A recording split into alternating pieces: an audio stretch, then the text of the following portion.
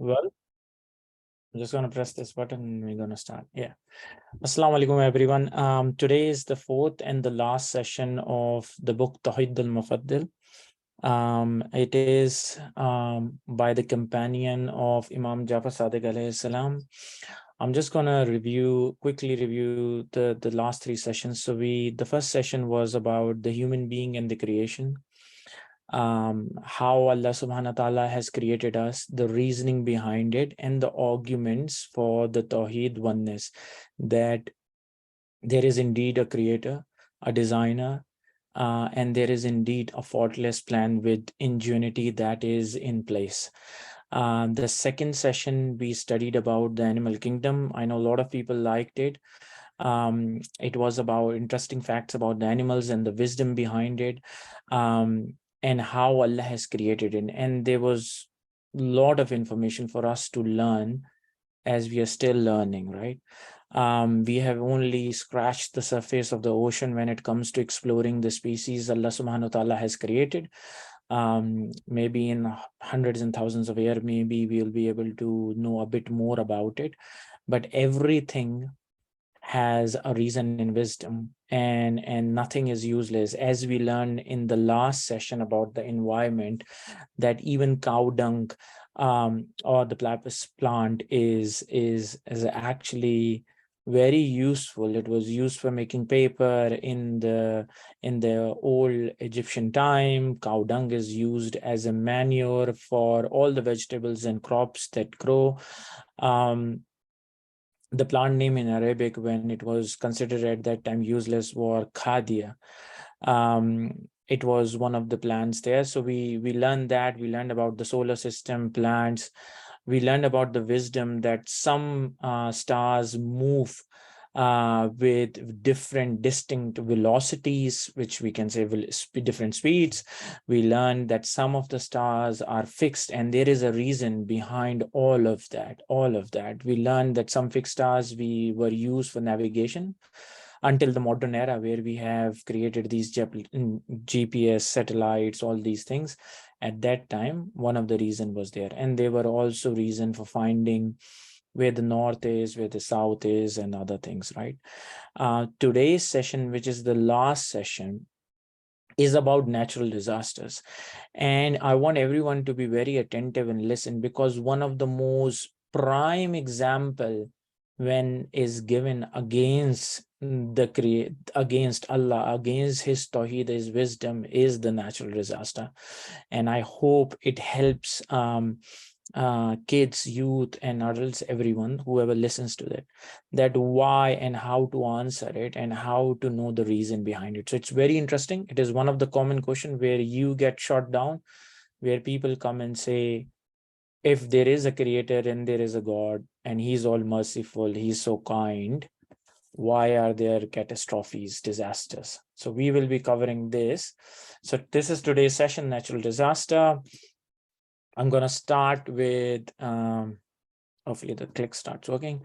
So these two guys that have been on a journey with us. So one is Ali, and Ali is a believer. And the other one was Jack. He was a non-believer. He did not believe in the existence of Allah Almighty. And Ali and we have been giving him reasons and arguments that indeed Allah is one. He is the all-wise, the all-knowing, the supreme creator for us, right? So we'll move forward. Then in the last session, Jack was so interested that he brought two of his friends, Gemma and Alice, and they wanted to also learn about this, just like you guys are learning about it. So they were there. So we're going to start today's clip and see what they are all up to, and we can move forward with this one. And we're going to start with the video recording. Yeah. So I want everyone to be attentive and listen, because you're going to find out what's in there. Last session was amazing, Ali. I learned so many things. What are we going to learn today, Ali? Today, we will be talking about the natural disasters and the wisdom behind it. Can you, Gemma, and Jack guess today's topics?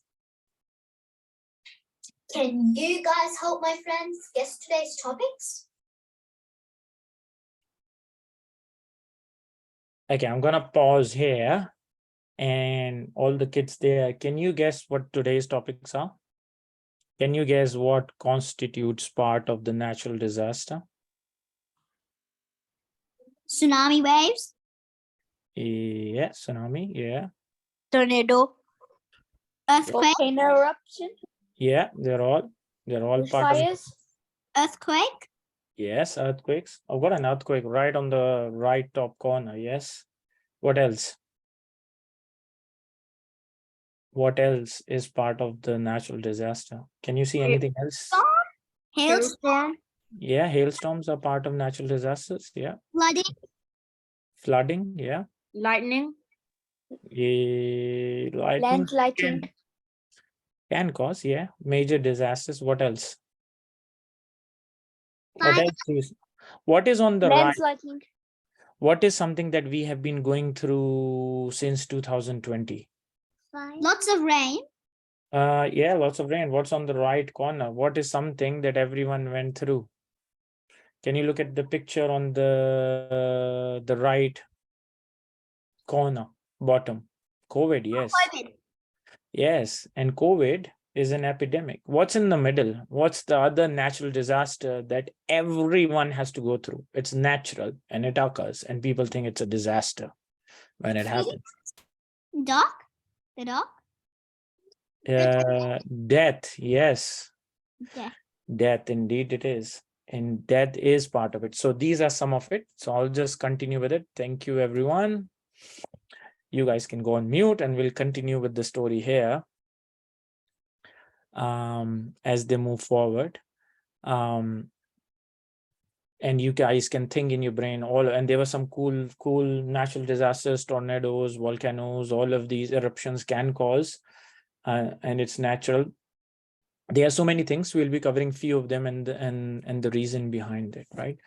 So I'm just gonna hurry it along because we gave all this time for you guys. So that's where COVID came in. We know COVID is part of an epidemic where a lot of people die. There are other diseases that were part of the epidemic. Tsunami waves came in Tokyo, Japan in recent years. They've destroyed a lot of parts of the world. Everything goes under the water. Everything gets taken away, destroyed, complete destruction. Earthquakes, yes, it breaks buildings down. So while this picture is animated or cartoonish, the real disasters where families and people lose their loved ones and everything is destroyed and other things happens. And someone guessed it right. Hailstorms are part of it. You may think, oh, they just come in my garden, probably, but people's car get damaged, but especially the farmers who are working so hard and they are growing crops for you, you get damaged. Death was the other one, which comes to everyone, and everyone feels is a disaster. They are left. We'll be discussing all of these things today. So the natural disaster. So when we start with the question, did the universe come into being by a sheer chance? Was it just as a lot of big scientists, as a lot of other people, non-believers say, oh, everything came by a chance, nothing is there. Now some people believe, oh, we used to all live on Mars, and when the eruption happened, we were just microorganisms, and through a meteoroid or something hit the earth, and those organisms evolved. These are things. So we're going to actually refute the saying that the universe came into being by a sheer chance. It did not came to being by a few chance. So we are going to cover a few things. We got the epidemics. I've got a picture of the pandemics that have gone on. These are epidemics, lot of things, even thing that has flown and killed a lot of people. So some of them, when we start, the oldest when they documented was about 165, 180, 541, 30 million died. Then the Black Death, 200 million people died, which is called the bubonic plague. So anyone that is interested in finding more about it, you can actually play a nice video game called a plague's tale, which is actually, there are a lot of fancy stuff in it, but actually it is based on the plague that happened in the time very close to it in Italy and others. So they were affected by the plague, which caused the rat. They thought the rats were the reason. The flea actually were the cause that actually came to the rats, and the rats were there. They did not know that, through touch and other things it can spread. It did spread. So as we learn through, smallpox came in, the great plagues. You can see the numbers on your screen as we are going through. They're different. I know they're pretty boring stuff, but you need to know that yes, we have gone through a lot of them. But has anyone thought at the end of it, has there ever been a plague that has just annihilated, complete destruction of the world? There is nothing left. No, there are billions of people. None of them even actually went close to 1 billion, right? So they have actually killed a lot of people, but maybe 1 million, 50 million, 200 million from 7 or 8 billion people as we are right now. So these are some of the dates. Earthquakes happen, they completely destroy and destruct. Everyone knows what an earthquake is. Movement in the plates, earth causes destruction, houses get broken, swollen, buildings collapse, people die, carnage. We go tsunamis. Tsunamis actually come, and they are big giant waves that can just completely wipe out whole towns and cities across. When you see a picture of the damage caused, these are real images. When floodings happen, tsunamis happens, these are extremely dangerous events that happen. Hailstorm happens, cars get damaged, crops get hurt, a lot of other things get destroyed when they come. And what we have to think about right over here when we talk about all of the natural disasters, and I'm going to think here, all of this happened, we're going to think about one question. When people say that these natural disasters, they actually happen, if there was a creator, if he was all merciful, all kind, all compassion, why are there natural disasters? So when someone asks you that I don't believe in Allah, I don't believe in God, because if it was, there should be no issues. There should be none of these bad stuff happening and people dying. So the counter question is, have you seen any of them happen in excess? Has any natural disaster caused the world to bang? Has the earth quaked enough that everyone or everything has destroyed on it? Have the ocean grown so huge that the whole earth, the land, goes under the water? So as people claim Atlantis is under the water, if it was real, and if it isn't, the question is, why has tsunamis and the ocean not taken over the earth? Who's stopping them? If there is no design, there is no plan, there is no creator, why is the ocean not doing that? Why is not that the sun actually just stays in one spot? It gets so hot that all the riverbeds dry up. There is no air. If the air stops, becomes stationary, there will be no cloud, there will be no rain. Everything, if the rain stops, everything, if the air is stationary, everything on earth will be annihilated. Everything will be gone. Why is it not happening? So the question is, you're asking them back, why is this not happening? Why is the sunset stops, sunrise stops? Why are all of these things not happening? Why is tsunami not taking over? Why the earthquakes? Why epidemics? Why don't they just come and kill everyone? Why are some left? Why are only a very small percentage, less than 1%, less than few, well, much less than 1% actually die during an epidemic? Who is the one who is stopping all of this carnage and complete annihilation of earth from happening? It is indeed Allah subhanahu wa ta'ala who actually sends these natural disasters, but they are the cause of our actions. It is a reminder for us that for people who are going bad or good detracting, it is a reminder. Just like you get a nudge from your parents, hey, if you're doing something wrong, be careful before something else happens, okay, before you get grounded, or anything else, before we stop giving you presents, surprises, anything. There could be anything as part of it, but there are natural consequences for it. So Allah is the creator who actually stops it. It is with the divine grace that they only come for a brief period, then they're gone and people forget about them and they move on. They never annihilate the whole earth. This is something we have to think. When people ask, then you ask them back, why is not everything stopping? Why is not everything getting destroyed?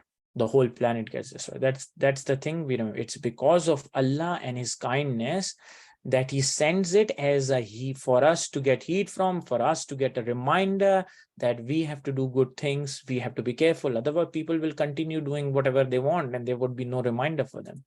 So that is the reason. Some people say about the trouble life, right? Why can't we have trouble-free life? Why was there no trouble? That they want there should be no calamities, no troubles which come to us. And what is the point of their having atheists? They think, oh, it's just meaningless. Why is this happening? What they both are forgetting here is that the universe was governed by a compassionate and merciful creator. And these occurrences take place for us as a reminder. Now, some of them, they can say, oh, what if we have a trouble-free life? There was no bad thing happening at all. Then, when people get some money or something, they become greedy. They become selfish. They want more and more and more and more. When someone who is very rich and living a life of luxury, the rich dictators of the world, the rulers, the kings, they forget their manners. They don't care about you are hungry, the poor people are hungry, they get hurt. They don't care about people going to war and dying for them. They just want to rule and rule. They want more land to rule, more people to be a ruler. They want all the money for them. They just forget. And as soon as one of them get hurt, they feel the pain and they just stop. They're careful. Even the baddest of baddest, they will stop. Oh, I got hurt. They have to stop. And then they think about it. I got hurt. And only these things are there so that you can remember what it is like to get hurt, what it is like to have something bad happen to you. So you can be compassionate with other people. That is the point of these things happening. Otherwise, we will just become animals and have no compassion over what it is happening. We would not pity anyone. So some of these things are there for a purpose, and that's the purpose of reminding. Now, someone may say, what if, if we had nothing, like no sin happens, we don't get any sin for living. We just come and live in this world, and there is no sin. We don't get sin for it. We don't. So if you don't get any reward for it, that means you are not worthy of any goodness or care. You just come and live. There is no reward. There is no hereafter. There is no heaven. There is no hell. You're just living your life. So what do you think about that? What is the harm in having a life of pleasure and comfort? If I live a life and I have everything gotten, so what we need to do is we need to look at it and answer it based on a fact and examples, right?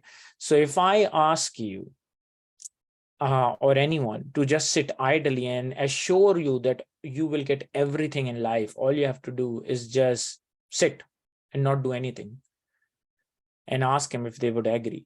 Just say to someone, I'll give you everything forever in your life, just sit and not move.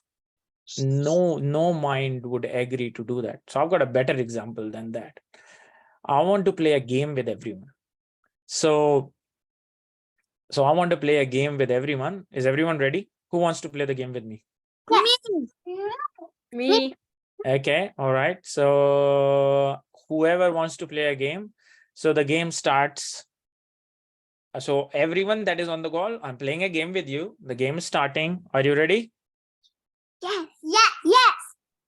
I'm Yeah. so excited. Yeah. I'm so Okay, all right. So you guys won. The game finished. Did you enjoy it? What? Yeah, What? did you enjoy the game? No? That was So nothing. You didn't enjoy it because you didn't play it.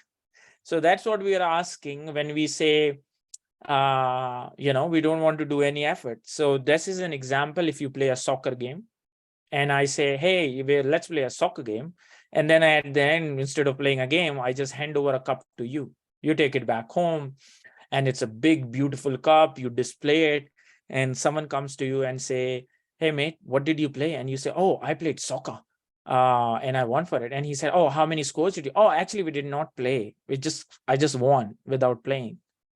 See, you will never be happy if you play soccer, cricket, tennis, badminton, any hide and seek without playing. If you win, you will never be satisfied. You will not have the pleasure or sense of achievement that I've achieved something. So it's just like not going to school and getting a report card and saying, oh, you got 100% mark. If you in anything without moving your hand and just getting food, maybe one day you will get the food, enjoy, but it will just get bored and you will say, oh, I'm not doing anything. What's the point of me living a life? I've asked a person who gets paralyzed and he can't do anything. He wants to do something, but he can't. So our example is that the mind does not accept. It's only fair that you get rewarded for the efforts you take. But for us, it's a blessing of the Almighty Creator, Allah subhanahu wa ta'ala, that He has said, if you work hard in this world, I will give you a reward for it. And I will also give you a reward in the hereafter. So those of us who do good deeds will be blessed not only in this life, but on the life of the hereafter in the heaven. And then you will have a sense of achievement. So after working so hard, you build something. When a builder, a worker or someone who's working, digging something deep down, and he gets water, he feels so warm. He has a sense of achievement. Anything that you build after long hours, even if you're playing a video game, when you play, and finally when you finish it, you say, oh, I worked so hard, I did it. There was an effort, and you feel the achievement. And that's all part of why the reason the Almighty has created a reward and punishment for us. And then what we have to understand. So from coming to the next topic of why there's not trouble-free life, why there is a reason, this is the reason. When we go to death, people say, oh, the designers of design and purpose, they think, oh, we can outwit the death and annihilation. People are trying, hey, what if we upload our conscience, our brain into computer or something, then we'll live forever. No, you will not live forever. But they're thinking and trying that, what if we have everlasting lives? Why we have to die? Why do we have to die? Why can't we just live forever? So there are a few things when we think about we have to live forever. There would be, then if no one dies, then no one want to give away their things. No one would have any, they would be just greedy for getting more and more and more. Right? People right now, some are greedy. Eventually they die and then the bad times get over. But no, there will never be an end. People will be greedy for more and more things. They would just want. What if people say, we don't have to die? What if we just all live here? Then there will be shortage of land. The earth will not be big enough for everyone to have a house, dwelling, grow food, go out, drink water. What about the animals that are part of the ecosystem? Will be just growing. If no one died, then from the time it started, then, and there is no end time for us to live, then we will be short on things and it won't be fun. Then people will start killing each other for all the things. So you have a bed, someone will kill you for a bed.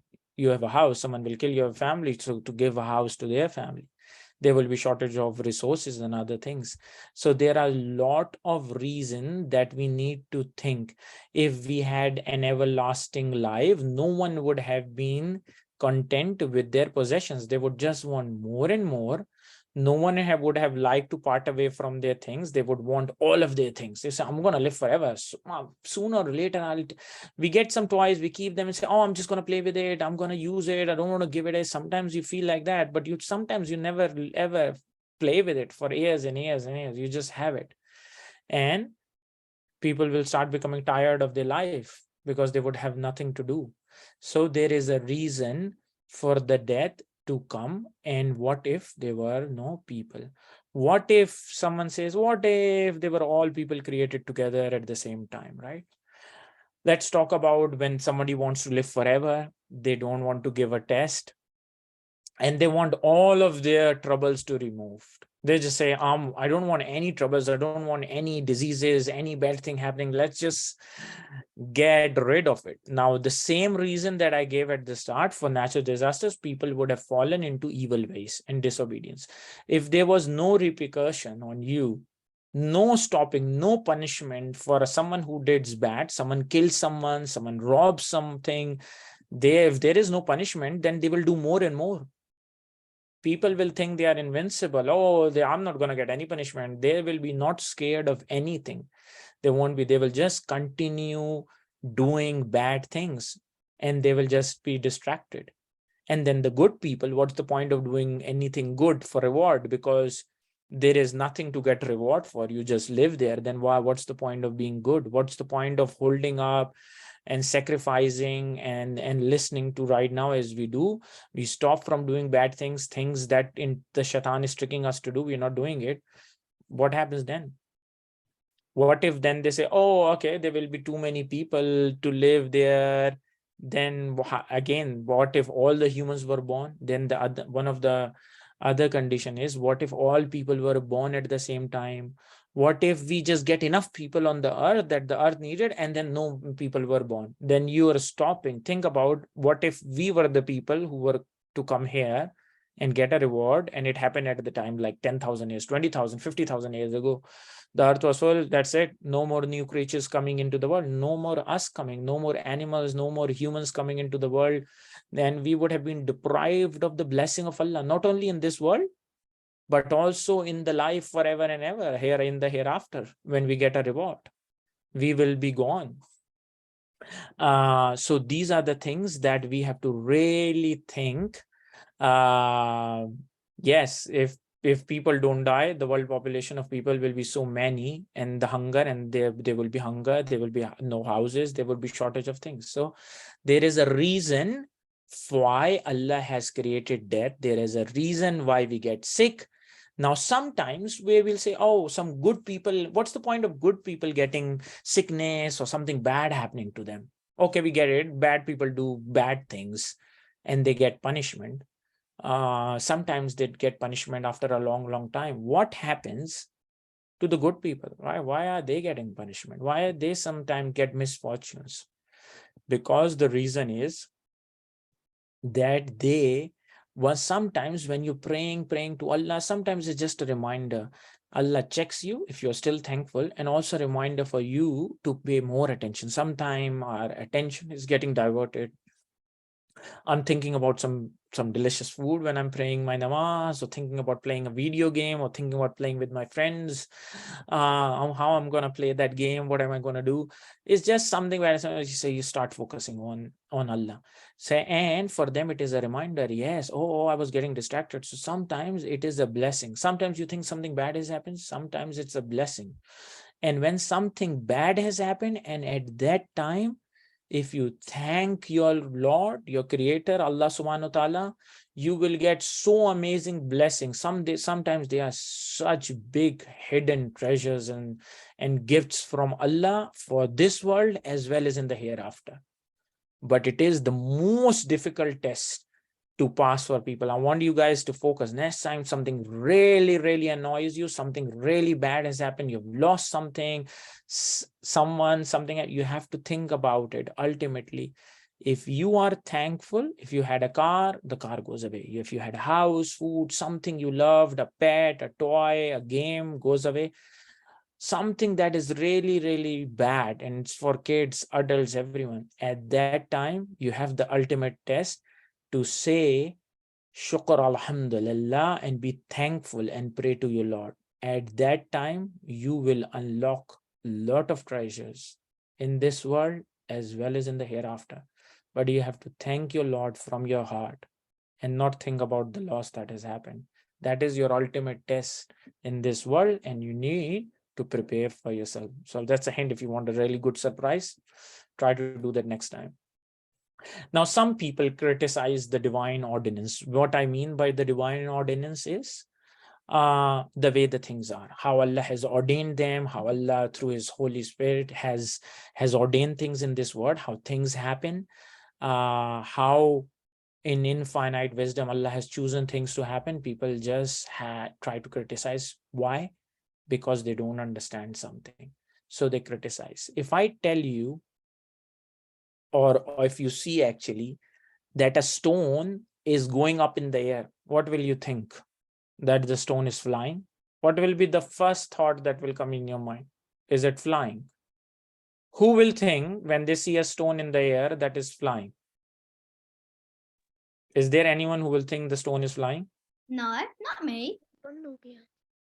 So no one in their mind would think that the stone is flying. When you see it in the air, you will think that someone has thrown it or it is falling off a cliff or somewhere. But no one thinks the stone is flying, because it is of the reason that you know, right? So keep that in mind. That is an important thought.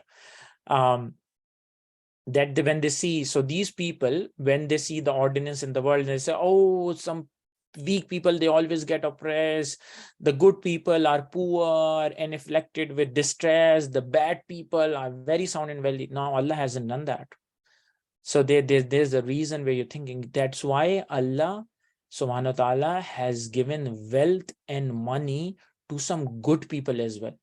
Otherwise, all good people will think, look, all the bad people are getting wealthy, they're rich, they get everything in life. So what's the point? Let's just become bad. Because we know for sure if we do all the bad things and listen to shaitan, we'll get a lot of money, we will be rich, we will get everything that we want. That's not the case. So there are people in both sides. Sometimes bad people get punished instantly for the bad things they do. Sometimes it takes a little while, but they do get punished. And when they get punished, the world remembers their punishment for years and years to come. Just like the Pharaoh was punished. When he was drowned, he was humiliated because he thought he was God. He considered everything under his control. And what happened? He was drowned in the ocean. When Moses crossed, and Pharaoh drowned. So these are some of the things that we have to think about, right? So if there was no reward for other people, what would be the other thing? People will start becoming animals. They will go towards the animals. So what we don't see is what we don't know. And that's what we have to remember. So there are things that we don't know. There are reasons for it. And we will be blessed in the hereafter for what we do. If there was nothing, there's nothing to bless you. What will Allah give you reward? He said there was no test. There was nothing. You weren't supposed to get any good out of it or bad out of it. So these are the things. There is a reason for these things. We have to think. Now, getting powerful people getting punished. Now, Pharaoh, everyone has heard, and I briefly said it, he was drowned. But Nebuchadnezzar, he was a king in 550 to 600, like 50, 60 years. And there are a lot of different stories about him. There are stories that he completely killed everyone in Israelites. They were there, the people of Israel, that he killed all of them. That's one story with Daniel. But there are other stories that some people think he was a Muslim. There is no conclude evidence there was a Muslim or not, anything. But I'll tell you a story maybe you guys have not heard. And it is a story about a time where Prophet Daniel was there, and he was an advisor. So he did a lot of mistakes. Initially, he threw Prophet Daniel into a well. When he came and conquered, he threw him into a well and asked a tigress to be thrown into the well as well. And what happened was that he thought he would have been died and killed. And then he saw a dream. And no one was able, all of his astrologers failed to tell him what that dream meant. He asked them and said, tell me, what did I saw in the dream? And they say, we don't know what you saw. And he said, I pay you so much money and you guys don't know. One claim claims he got them all decapitated, killed them all. Other claim was someone told him then, oh, you know, the guy that you throwed in the well, the dude you throwed in the well, he's the prophet of the people of Israel, and you know, maybe he can help you. He said, oh, but I throwed him in the well with the tigress. How could he have possibly survived? But Allah keeps whoever he wants alive. So death and birth or life that we get is all by Allah. And Allah subhanahu wa ta'ala kept him in that well. The tigress used to eat the soil, and from that his milk was produced and the prophet lived of the milk. So he got out from there, and what happened was he came, he told him the story, and what happened was he told him that, you know, after 3 days you will die. He told him what he saw, and he said, it means that you, after 3 days you're going to die. He said, how can I die? I am all powerful. I've got everything covered. Everything is protected. I've got cannons here. I've got this here, this. Anyone that comes towards me, they will be killed. So this is the first story about him. And what he did, what he said, no, that is it. 3 days. He said, all right, I'm going to keep you there. And I'm going to kill you after 3 days. When after 3 days, I've not died. And he told him specifically that you will be killed by a person from Faris. And he said, it's not happening. How can I be killed? So he remained in there. Eventually he got restless. He came out and he gave his sword to the guard, you know, standing outside his door. And he gave it to him. And he said to him, kill anyone you see, even if it's me. The guard took the sword and cut him off and killed the king. And that guard was, guess what, from Faris. So this is one of the story. But the next story that I'm going to tell you is narrated by Ibn Abbas, and it is on accounts of Imam Jafar Sadiq alayhi salam, and it is based on the point in Tauheed al-Mufaddal. So the point that I have is that he was punished with getting lost, not killed. So I'm gonna focus on that story, and that story was that he used to get advice from Prophet Daniel at his time for advisory. The people, the visors and other people got so agitated. He's listening to him and there. So what he did was, they came to him and he said, oh, why do you listen to him? He said his God is all wise, all knowing, and he tells things that no one knows. They say, don't worry, we'll create you a God. What did they say? They said, we'll create you a God for you. So they went down, they cut a log, and then they made it into a God. And next day they did a festivity, and they said, anyone that comes in there, we will throw them in the fire and burn them. Whoever do not accept him as there. And he said, and the kings agreed to it. They built the God and asked everyone to be idol worship. The idol worship of a wooden piece and a wooden log. And he said, oh, that he won't do anything. They didn't feel threatened. He listened.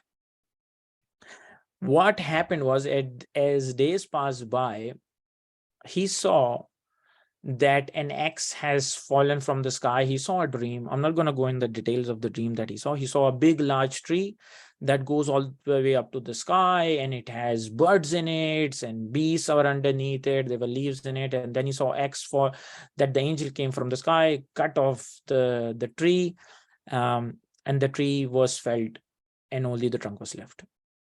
He called in Daniel and he asked him, hey, I saw this, what happened? He told him, Prophet Daniel told him, before instead of actually not saying what happened, he asked him, I saw a dream, can you tell me what it was? He told him the whole dream without him telling him. And then he told him, oh, okay, what does it mean? He says, you have made Allah angry and you will be punished for it.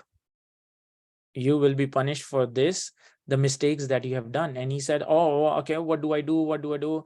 He said, you put people into as idolizers, and you will be punished for it. So he got so scared that, oh, I've done this great sin. I've started worshipping idol, a log, and people in it.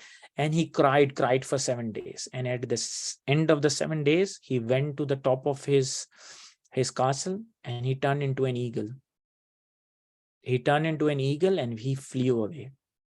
As days passed, Prophet Daniel told his son as the successor, do not change anything in your dad's kingdom. So if people were worshipping whatever they're doing, do not change anything and wait for your dad. He will come back.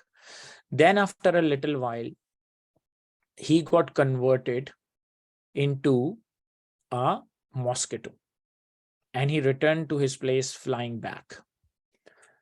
Some people say he converted into a goat in middle and he ate grass and he went wild. But the story is, on account of Ibn Abbas, is that he turned back. He turned into a mosquito, came back. As soon as he flew to his place, he turned back into who he was. Then he wore very simple clothing. He took a bath, wore the clothing. He went to his people and he said, we indeed warned to us. We have done so bad that we have worshipped someone other than Allah subhanahu wa ta'ala. And he said, this was my mistake. And I said, now I am making this rule that anyone who continues worship the idol, I will cut their head off. And I'm giving you till tomorrow. If you do not change from idol worship, I will kill everyone off. But as soon as he went back to his room to sleep, Allah subhanahu wa ta'ala ordered the angel of the death and his soul was taken. And this is why it was written that he was punished for so many years for getting lost. And that's the story of him. There are so many other stories. There's a story of Bilbis the king and others. And there are other stories related to this king as well. You guys can read it. And they're all in the books. All of those fascinating stories are in the book. You can read and learn the lessons and learn some exciting stuff about it and tell your friends and peers about it. Now moving on, delay, the delay in the punishment. I'll just quickly look at the time. Okay. So the delay in the punishment. Why do some evildoers get, their punishment get postponed, the rewards get postponed? What's the reason of it, right? So we have to think sometimes Allah gives the chance. Sometimes there are other things that Allah has ordained and other things have to happen to it. Sometimes when people are getting punished, there were people, they were doing bad things and then bad things happen to them. And what they do is they start getting learning lesson. Now, sometimes people think, oh, okay, what if, some people are born with one hand less, some kids are born in their while. So some people get punished for long. So just because there is, most of the people get punished for anything bad you have done, you will be punished. Not only in this world, you will get punishment in the hereafter as well. So when people say, oh, why are there defects? Why are there so many other things? And they think, and they think, oh, that's the reason there is no creator. Otherwise, everyone would have born with the hands and eyes, and someone is born with one finger less or one finger more. They think, oh, there's a defect. Now, there is no defect in the design or the plan. Sometimes your mom is cooking food and she cooks the same way, follows the same recipe, but it doesn't seem the taste. It tastes something bad. Could be because of the materials that were used, they were bad. So sometimes when people are born with defects, there are other earthly reasons which are associated with it. And we can't blame Allah for it just before a minor. There is exactness. So there's a great saying by Imam Jafar Sadiq alayhi salam to Muffadal. He said, do you know what we call the universe in Greek? It's cosmos, which means embellishment. And this is good for you to know why is it called that? So all the Greek philosophers, all the smart people that have passed through, which everyone in the West, they called it based on, because it was exact. Everything had a plan, everything has a purpose, and what was designed accordingly.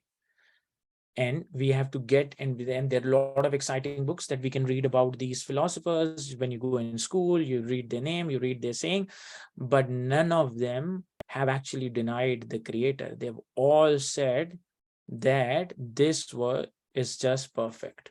So what we see as something happening and attributing it to Allah, it is because we are ignorant. There is a reason behind a management, right?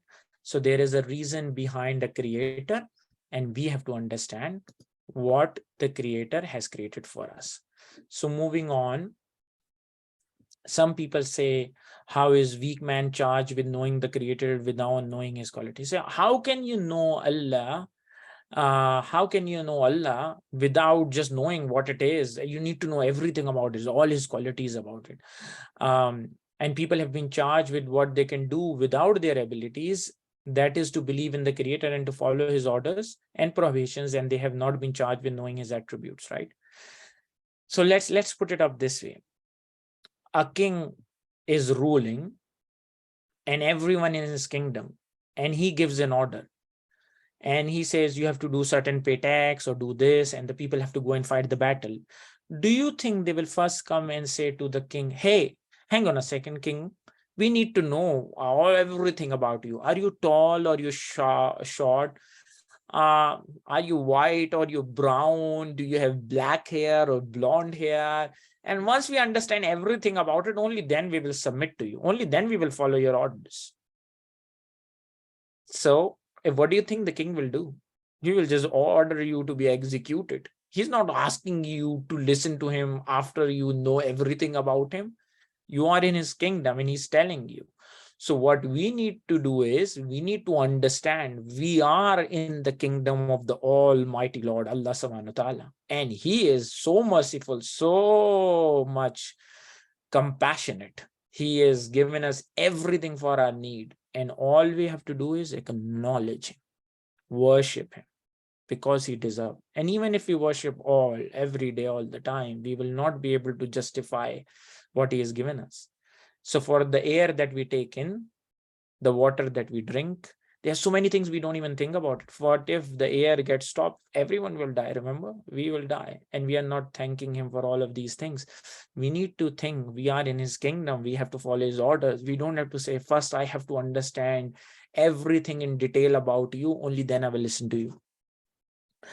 If it doesn't work for a king, how can it work for the king of everything, the universe, the Lord? So we have to think that what we say, we are not describing. But some people say, hey, hang on, we say he is merciful, he is all knowledgeable, he's compassionate. You are describing him. No, we are not. We are not. We are just telling his attributes. This is what we understand. This is not what describing. For what if we try to describe him, we can't. There is no reason. He is beyond reason. He is beyond your brain to fathom what it is. It is just, you can't describe the Lord. What we have to do is we are only acknowledging his attributes, that he is the Razik. He is the merciful. He is the compassionate. He is the all-knowing, all-seeing, all-hearing. He is the truth. He is Haq. We are just acknowledging the attributes. We acknowledge. Just if I tell you my name is Mustajab, you will say, oh, I acknowledge it. You don't know the description about it. You don't know me. That doesn't mean you know me. We're just acknowledging the attributes of him. And there are more detail on it, but as you go bigger, you would have to understand. You can't understand Allah. All we have to do is the things that have been told to us through the Holy Book Quran, the things that have been taught to us by the Holy Prophet Muhammad sallallahu alaihi wasallam, the things that have been told to us by all the Imams. And all of these things that I'm telling you have been told by Imam Jafar Sadiq alayhi salam. And all we are doing is trying to understand and worship our Lord. He's not asking us to worship us from 000 hours till all the way back 24 hours. Just 5 times a day. Acknowledge it. And when you're doing your namaz, just be attentive. That's it. So moving on. And again, some people say, oh, he's different from everything. He's not like us. Why would he be like us? He would not be God if he's like us. It would be a log, it would be us, it would be a human. He would not be God. If you understand, then he is not God. If you can understand something and get it in your brain, then it cannot be God. If you can explain it to someone, this thing about a car, how it works and everything, a car can't be a God, tree can't be a God, stone can't be a God. You know what it is? It can't do anything. So just because we don't understand and we say exalted over thing, which means he is high, all powerful, he has control over everything. So the truth about things can be known in 4 ways, and I'm just going to talk very briefly. The first thing is whether we can see something, that it exists. I see a stone, it exists. Okay. Second thing, I need to know what it is. It's very solid in its essence, and what it else it can do. It can throw, we can use it for building. Third, it's I know what its description is. The fourth one is to know why and for what cause it is. But can I see Allah? No. Can I know his essence? No, I don't. No one can. Can I know about his description? No, we only are, we can only acknowledge the attribute and only acknowledge the attributes. We can't even describe or understand his attributes. We are only acknowledging it. The fourth one is we don't know the why and the what. So just because we don't understand, that doesn't mean that Allah does not exist. Allah exists. There is nothing in this existence that man can know in the Creator as it is, except that he knows that he exists. The only thing that we can acknowledge is his Tauheed, that he exists.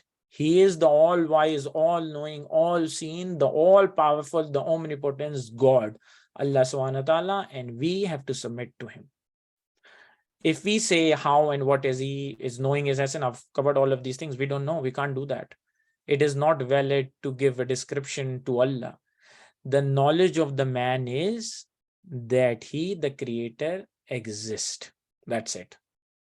It does not necessitate that he know what and how he is. Then we try how he is, how does he exist, what is his knowledge. We can't. This is not. Just like everyone, all of the scientists and everyone say there is a soul. No one is denying that when the soul exits the body, a person dies. Can you see it? No, you can't. But everyone is acknowledging that the soul is there. When a soul leaves the body, a person or animal die. But we are acknowledging it. Everyone acknowledges. So we just need to acknowledge that Allah exists. And there is a reason, right? Imam Jafar Sadiq alayhi salam. So as we're going towards the end, O Muffadal, Imam said to Muffadal, and this book is from Tauheed al-Muffadal. His name was Muffadal ibn Umar. Take what the knowledge I've given you and keep what I have presented you, and be to your Lord grateful, and to his blessings a praiser, and to his guardians an obeyer. So who are the guardians? Our Imam. Who is our living Imam? Imam Mehdi alayhi salam. So we have to bow down our head to him and listen to him and wait for his arrival. And we should be always be grateful and thankful for all the blessings. And all of these things that I've told you, that no one has an argument against now in this world. No one had an argument when Imam Jafar Sadiq alayhi salam told all of these things 1400 years back. What have come to us? Now, I will tell you something else what Imam told him as well. I have explained to you as part from the whole and a little of plenty of evidence. So Imam Jafar Sadiq alayhi salam said to Mufaddal, I've told you a little bit about the creation. I've given you some of the proofs of the management and the ordinance.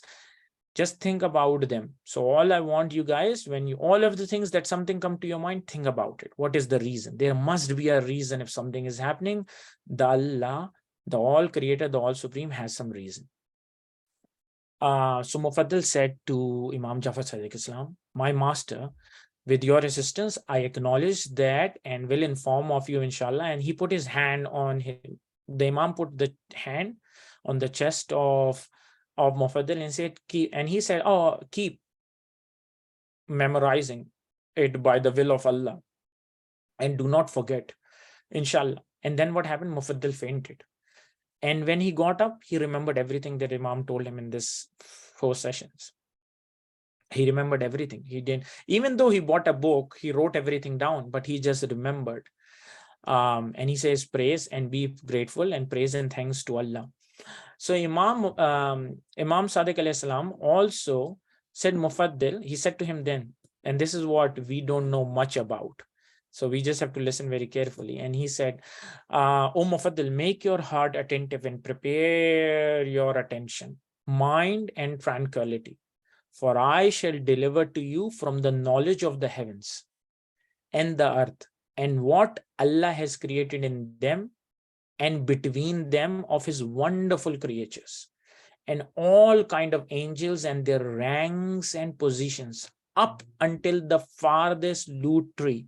So there's a tree up, and it's called the loot tree, and all the way up there, and of the rest of the creation from the jinn and human beings to the lowest seven earth, and what there is under the soil, so that what you perceive shall be part of many parts.